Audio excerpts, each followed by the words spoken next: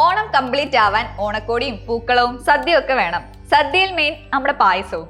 സദ്യക്ക് അവസാനമെങ്കിലും ചരിത്രത്തിൽ പായസത്തിന് ഒരിടമുണ്ട്. അരിയും പഞ്ചസാരയും പാലും ചേർത്തുണ്ടാക്കുന്ന പായസക്കഥ കേട്ടാലോ?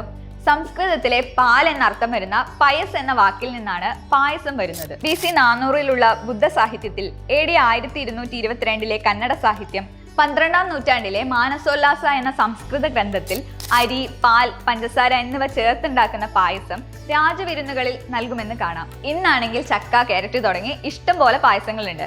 ഇപ്പോൾ മിൽമയുടെ ഇൻസ്റ്റന്റ് പാലട മിക്സിലൂടെ പായസം എളുപ്പത്തിൽ തയ്യാറാക്കാം. പാലടയും പഞ്ചസാരയും പാക്കറ്റിലുണ്ട്. ഈ പാക്കറ്റ് പാലിലേക്ക് ഇട്ട് 15 മിനിറ്റ് ഇളക്കിയാൽ പായസം റെഡി. ഇതുപോലൊരു ഇൻസ്റ്റന്റ് പായസക്കഥ മഹാഭാരതത്തിലുമുണ്ട്.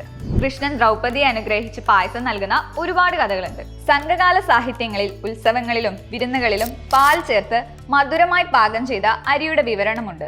നമ്മുടെ അമ്പലപ്പുഴ ശ്രീകൃഷ്ണ ക്ഷേത്രത്തിൽ കാലങ്ങളായി പാൽപ്പായസം ദിവസവും നിവേദ്യമായി നൽകുന്നു. വ്യാപാരപാതകളിലൂടെ കേരളത്തിലേക്ക് പല പുതിയ രുചികളും എത്തിയിട്ടുണ്ട്.